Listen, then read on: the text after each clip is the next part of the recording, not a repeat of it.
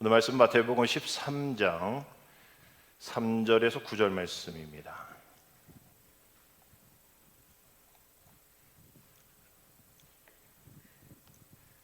마태복음 13장 3절에서 9절 함께 있습니다.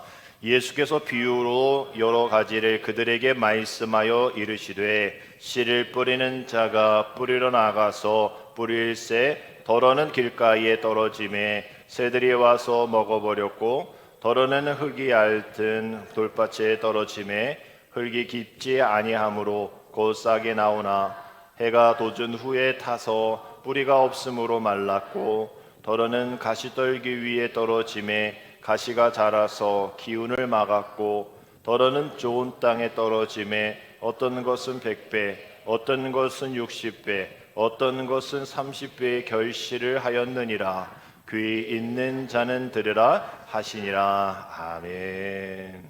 할렐루야. 우리 7월 둘째 주에 오신 여러분들을 주님의 이름으로 축복하고 환영합니다. 우리 무더운 가운데 한 주간 잘 보내셨을 텐데 우리 지금 뉴스 보니까 유럽의 사망자, 폭염으로 사망자 한 4,500명 정도, 4,700명 정도가 사망했다라고 얘기를 하죠. 어떤 목사님 그러시더라고요. 유럽이 환경에 대한 그것이 되게 철저하잖아요. 그래서 집안에 에어컨을 하나 놓으려면 뭐 이렇게 서류를 떼어야 되는 게 되게 많대요. 근데 우리는 뭐 에어컨 설치하는 게 어렵지 않잖아요. 관공서에도 마찬가지로 환경을 막 생각하니까 그러다가 이렇게 많은 사람들이 에어컨이 없어서 죽기도 하고 또 이렇게 되어지는 상황 속에서 빨리 폭염이 지나가기를 또 기도하자 이게 하시더라고요.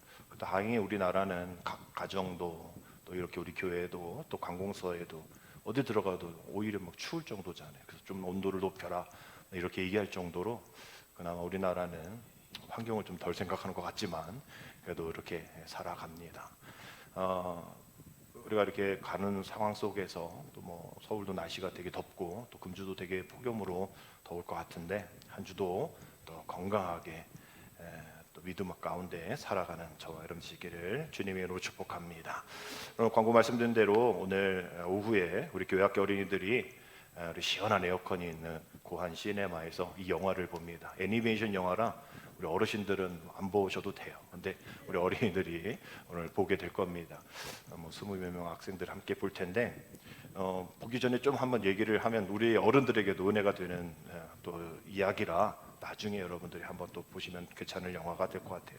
또 박보검이 이제 다윗을 또 더빙을 해가지고 우리가 익숙하게 목소리를 다윗으로 들을 수 있을 겁니다.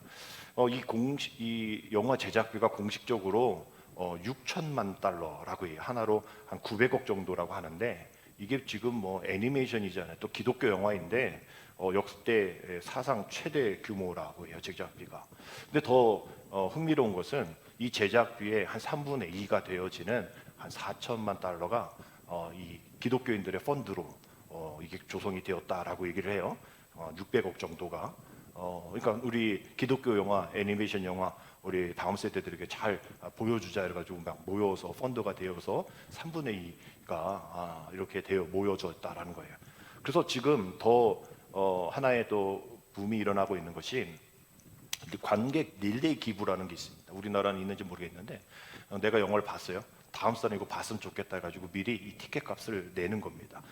그 펀드를 또 하는 거죠. 그래서 다음 어떤 누군가가 무료로 그걸 보면 이걸 누가 또 봤으면 좋겠다고 또 돈을 지불해서 이렇게 계속 다음 영화를 볼 수 있게끔 만드는 릴레이 기부가 계속 진행되어지고 있다고 해요. 그래서 뭐 900억 정도 든 영화, 좋은 영화겠죠. 아직 보진 않았지만 잘 만들어진 작품일 겁니다. 그거에 더해서 많은 크리스천들이 마음과 또 기도가 함께 모여서 탄생한 작품이라 볼 수가 있겠죠.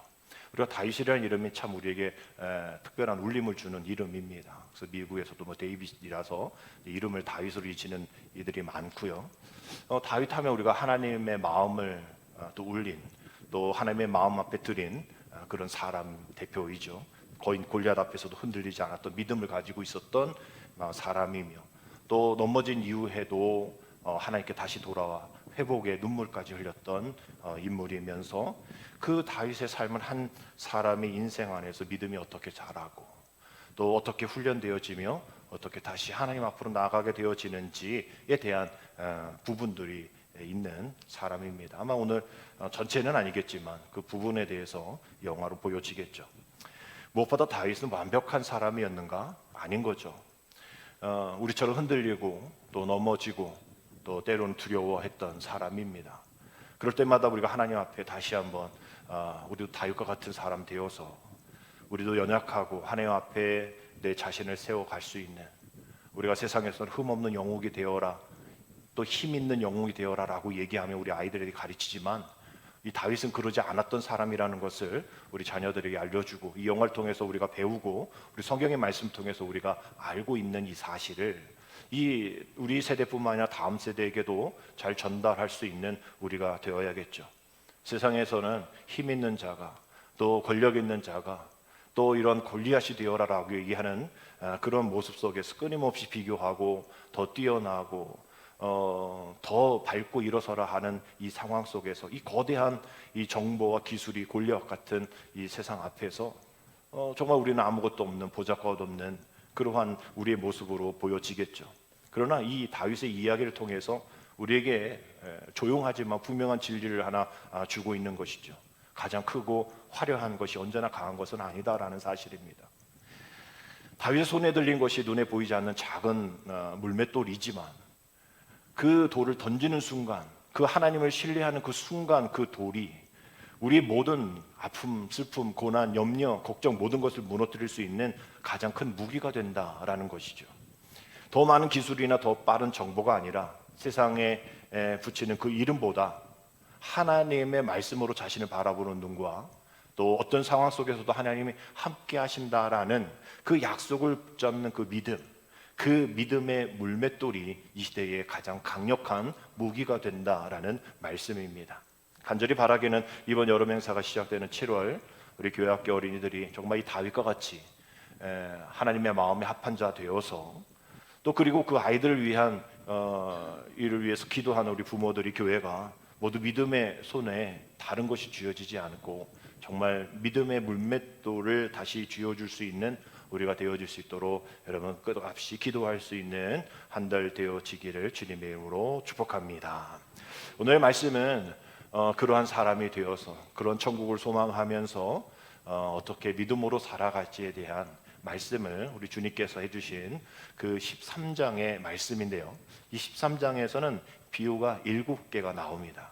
오늘 첫 번째 비유 가운데에 함께 하시는 말씀은 이미 10장에서 예수님의 제사 파송 이후에 모든 것이 다 평안하니 가장 쉽게 편안하게 지내다와가 아니라 제자를 파송한 이후에 때로는 감옥에 갇히기도 하고, 때로는 거부당하기도 하고, 욕을 듣기도 하고, 이런 모든 상황 속에서 배척당하는 이 어려움이 가중되어지는 그런 상황 속에서 오늘 하신 말씀입니다. 이미 우리가 잘 아는 말씀이기에 우리가 길가와 돌밭과 또 가시떨기에 떨어진 그 씨앗들이 열매가 없어서 사라지는 그런 것을 설정해 놨잖아요. 그러니까 제자들이 파송되었고 또 주님의 복음이 선포되었지만, 그러나 이 세상 속에서는 위기다라는 거죠. 그것을 반영하고 있는 말씀입니다. 그러나 예수 공동체의 하나님 나라의 복음은 좋은 밭에 떨어진 상황과 같이 극적인 반전은 분명 있다라는 이야기를 하는 것이죠. 그래서 마침내 천국, 즉 하나님 나라는 세상을 뒤엎는 또 그러한 역사적인 다이나믹한 일들이 분명 일어난다라는 말씀을 통해서 제사의 파송과 또 우리 믿음의 파송을 받는 우리에게도 하나님의 은혜가 분명 언젠가 있으니 그 일을 위해 끝까지 기다리고 인내하며 견디며 나아가야 한다라는 말씀이 오늘 13장의 전체적인 주제의 말씀이죠. 근데 우리는 이런 말씀을 통하여서 우리가 질문을 하게 됩니다. 우리가 이렇게 말씀을 듣는데, 그 씨앗이 말씀이라는 것을 우리가 잘 아는데, 말씀을 듣는다는 것은 어떤 의미일까? 말씀을 듣긴 듣는데 왜 내 삶에는 변화가 없을까?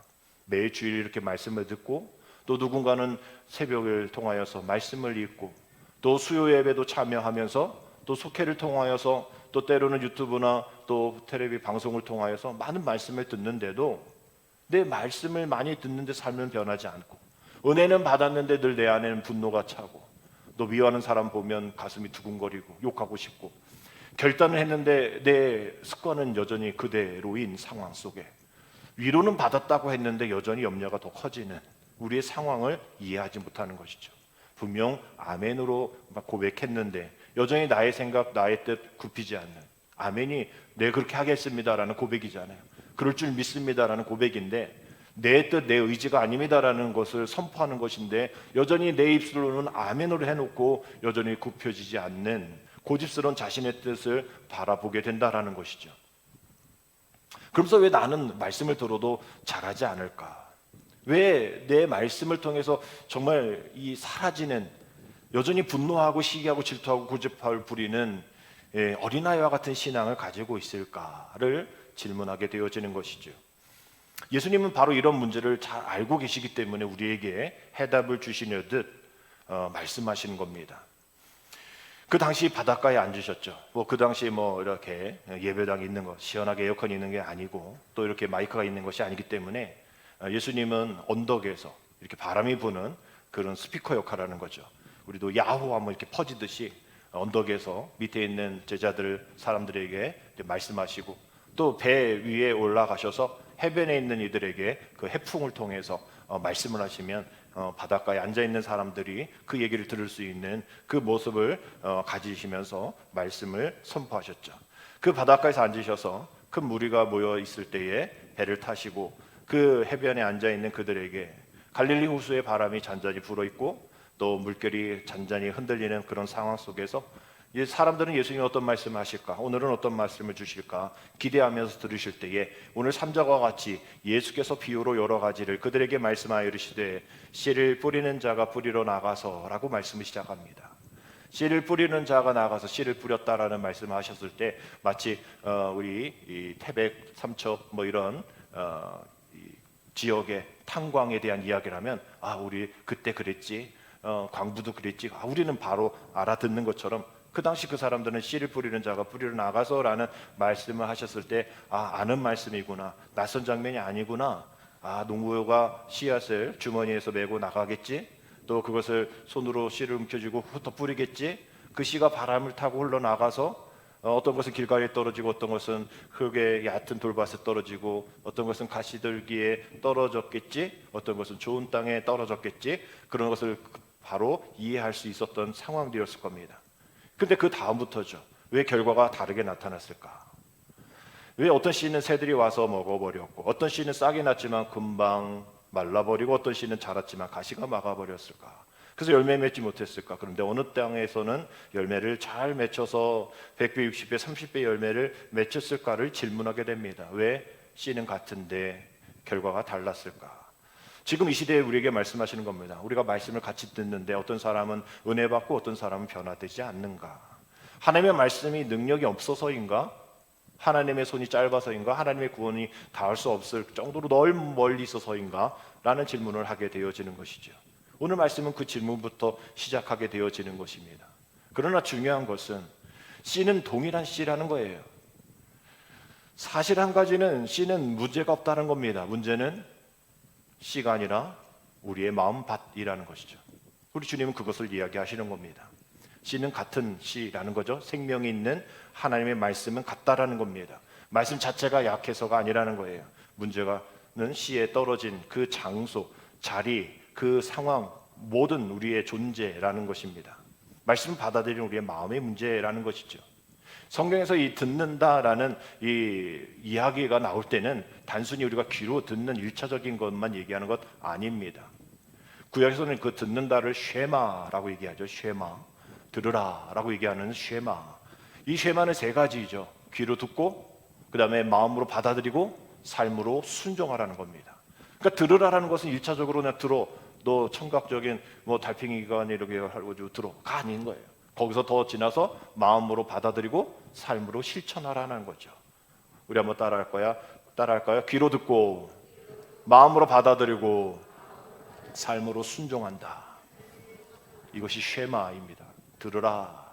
우리 예수님께서 들어야 돼라고 얘기하실 때는 다 이 세 가지가 되어 있는 것이죠. 그러니까 듣다라는 것은 정보 수준만을 얘기하는 것이 아니라 방향 전환, 존재의 방향 전환을 전제하고 얘기를 하시는 거예요. 좀 더 오늘 말씀 자세히 살펴보면 예수님은 이 네 가지 종류의 땅을 통하여서 네 가지의 들음에 대한 이야기를 하시는 겁니다. 첫 번째, 오늘 이 씨가 길가에 떨어졌죠. 길가는 많은 사람들이 지나다니는 땅입니다. 그 땅은 어떤 땅입니까? 단단한 땅이죠.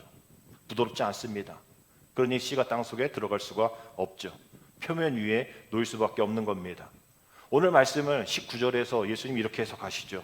아무나 천국 말씀을 듣고 깨닫지 못할 때는 악한 자가 와서 그 마음에 뿌려진 것을 빼앗나니 이는 곧 길가에 뿌려진 자다라고 말씀하고 있어요. 길가에 뿌려진 씨는 말씀 듣기는 듣는 사람이에요. 듣긴 들어요. 그런데 깨닫지 못합니다. 마음속으로 들어가지 않아요. 그 말씀이 표면에만 머뭇습니다. 근데 악한 자가 와서 그것을 뺏어요. 그래서 길가의 마음은 무지한 마음, 어쩌면 세상에 밟힌 마음입니다. 그래서 모든 것이 다 빼앗긴 마음이에요. 세상 풍파, 나를, 염려를, 모든 것을 다 빼앗아서 짓밟힌 마음이죠. 상처로 짓밟힌 마음. 그래서 완악해진 마음, 굳건해진 마음, 아무것도 안 열리는 마음, 실망에 밟힌 마음, 반복된 실패로 인해서 좌절한 마음, 사람들에게 당한 아픔으로 단단해져 버린 마음, 그 마음이라 생각하면 됩니다. 두 번째 씨앗은 돌밭에 뿌려졌죠. 돌밭은 흙이 전혀 없는 땅 아닙니다. 있긴 있어요. 싹이 날 만큼 그러나 많지가 않은 땅입니다. 깊지 않은 것이죠. 뿌리가 내리려 해도 밑에는 단단한 돌들이 있기 때문에 수분을 공급받고 또 해가 돋으며 이렇게 자라나는 곳에 금방 말라버리는 상황입니다. 이 말씀의 해석을 20절, 21절에서 이렇게 하시죠.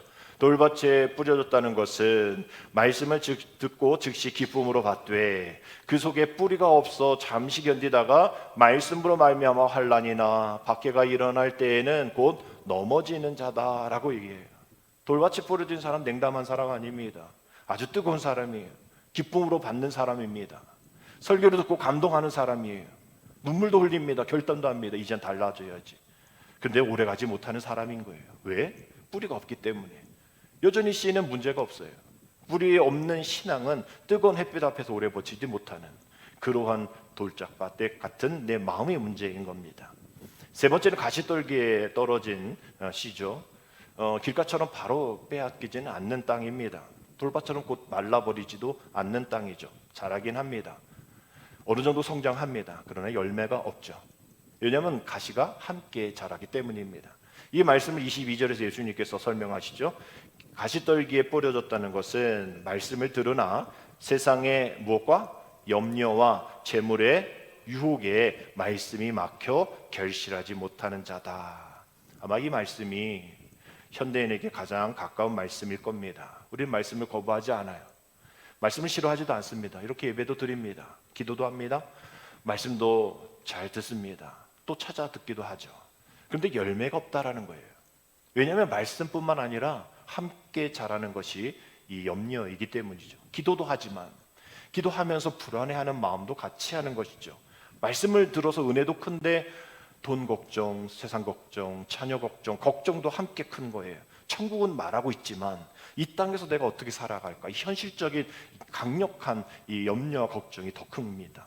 사실 문제는 염려가 있다라는 것 자체는 아니에요. 염려가 있을 수 있죠. 우리가 염려 없이 어떻게 삽니까? 여러분들 염려 없이 살 수 있어요? 매일매일 염려가 있죠. 그러나 문제는 뭡니까? 천국보다 그 염려가 더 크다라는 거죠. 믿음보다 그 염려가 더 크다는 거예요. 말씀보다 기도보다 같이 가는데 그 염려를 더 많은 시간 투자하고 더 많은 시간 할애하고 더 많은 것에 관심을 두고 있다라는 거죠.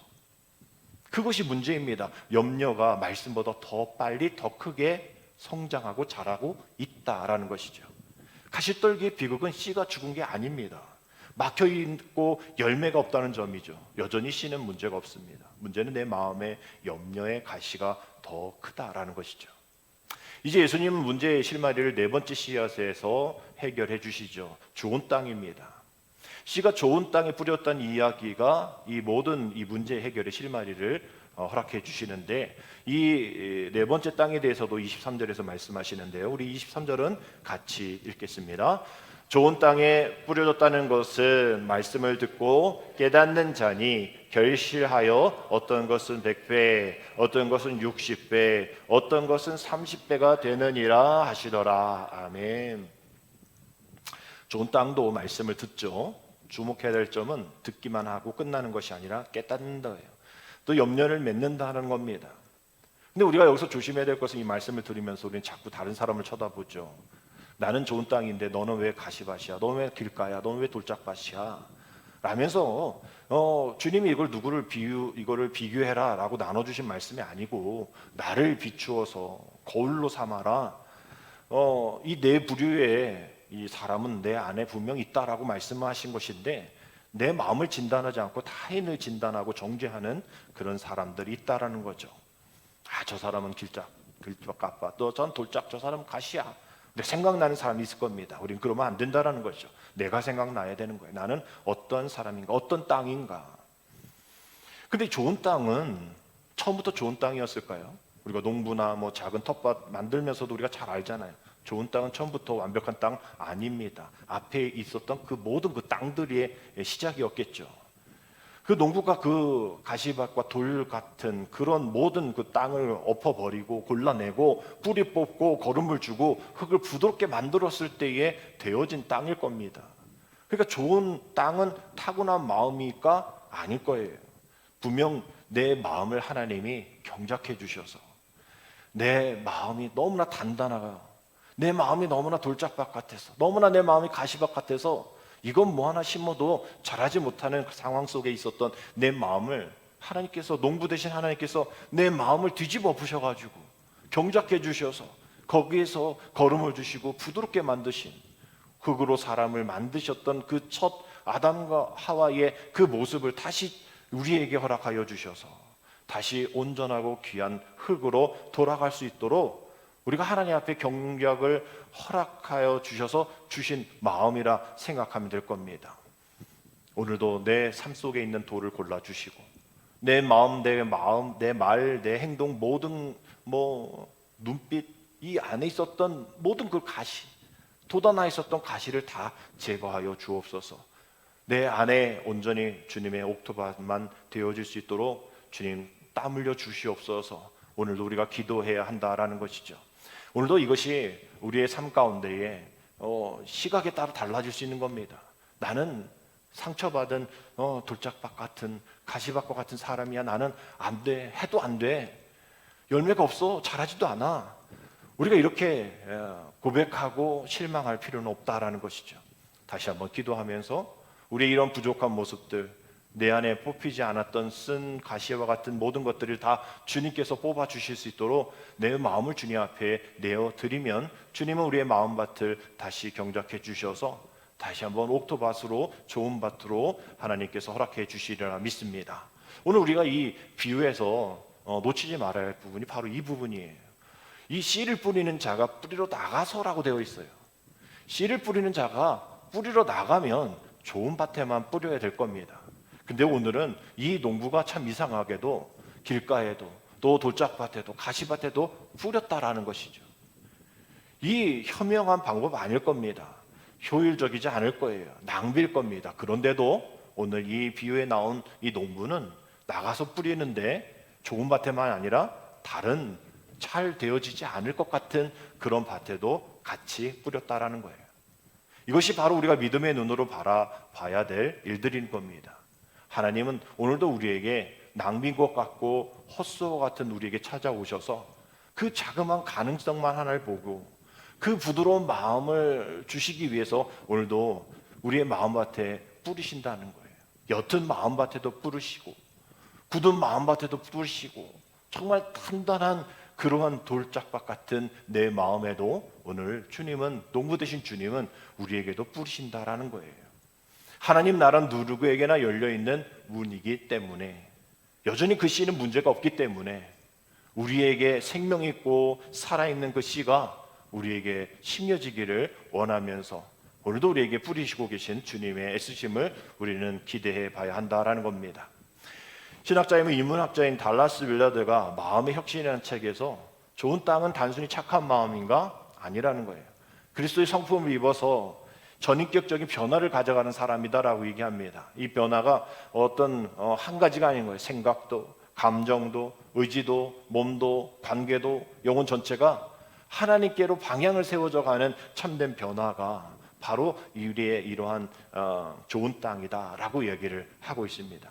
그래서 이것을 성령께서 또 주님께서 하나님께서 말씀을 통해서 우리 안에 이루시는 거룩한 경작이다라고 얘기를 해요. 오늘 설교 제목과 같이 거룩한 경작이다라고 얘기를 합니다. 스스로 좋은 땅이 될 수가 없기 때문인 것이죠.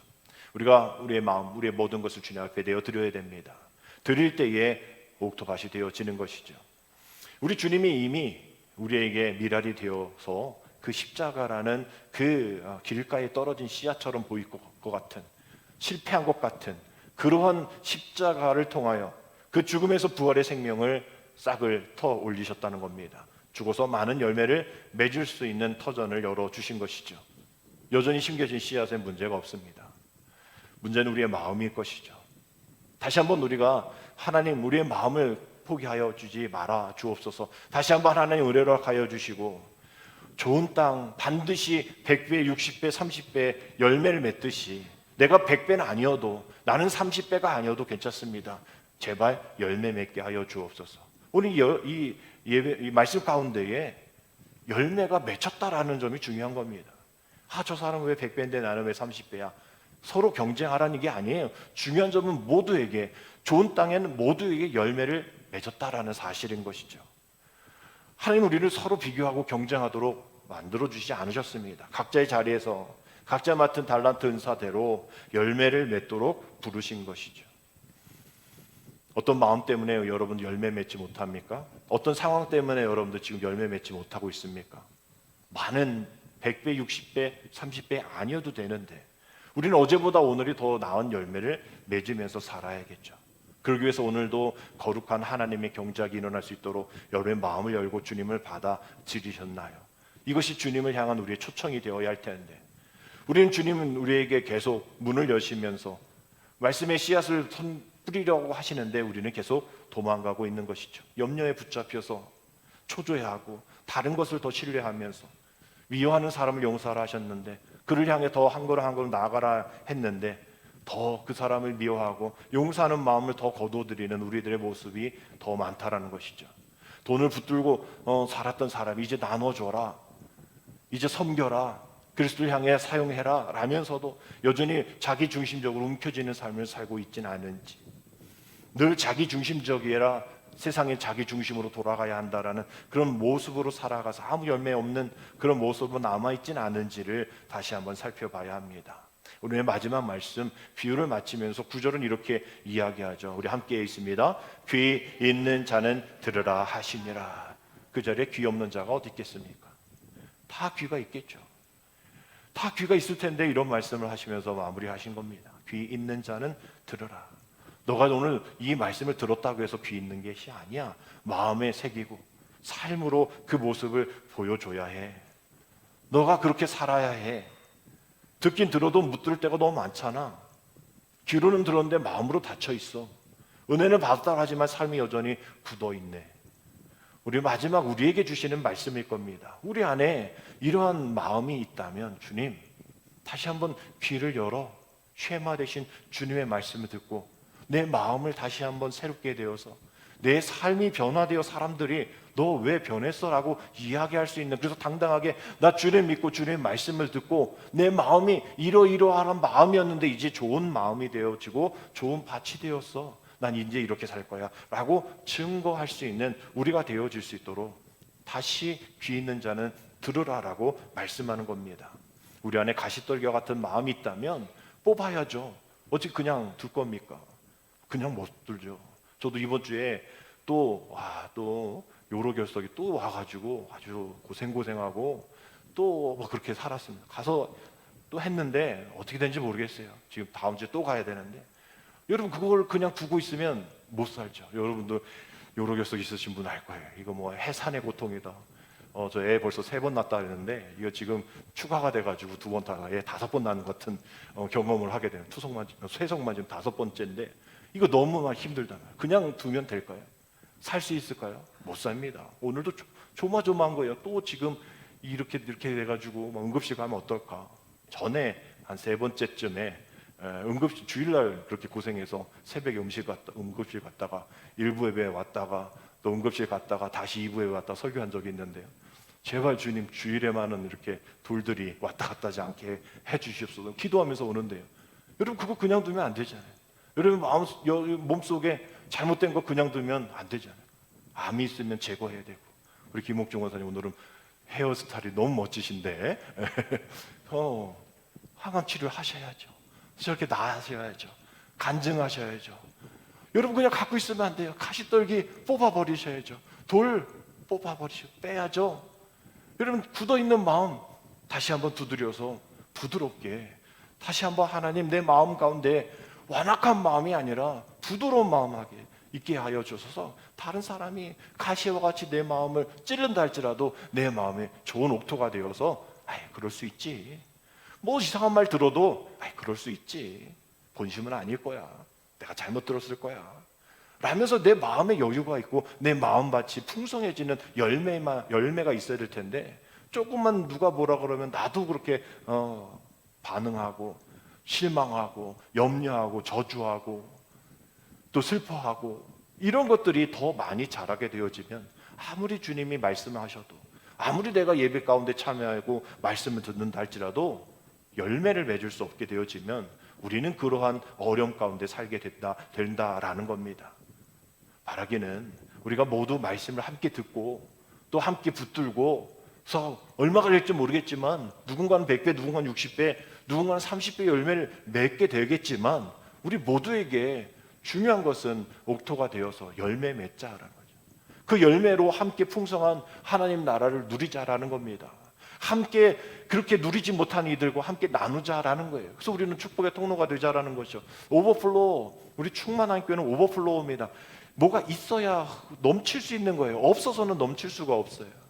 뭔가 있어야 넘쳐서 넘치고 그 잉여되어지는 부분들을 나눌 수 있게 되어지는 거죠. 축복의 통로가 어떻게 됩니까? 내가 돌짝밭인데, 내가 길가인데, 내가 가시인데, 가시를 또 돌을 전달해 줄 수 없는 거죠. 내 안에 풍성한 하나님의 은혜, 차고 넘치는 귀한 은혜, 그 은혜를 위해서 오늘도 말씀을 듣고 깨닫고 붙들고 내 삶 속에 100배, 60배, 130배의 열매가 맺을 수 있는 귀한 축복의 열매가 우리의 가정, 우리 교회, 우리의 삶의 모든 영역에서 풍성히 열릴 수 있도록, 그래서 모두가 다 풍성한 에덴 동산을 경험할 수 있는 축복의 통로가 되어지기를 주님의 이름으로 축복합니다. 기도드립니다. 하나님, 이제는 말씀을 평가하는 사람이 아니라 말씀 앞에 서는 사람 되게 하여 주옵소서. 말씀 앞에 떠는 자 되게 하여 주옵소서.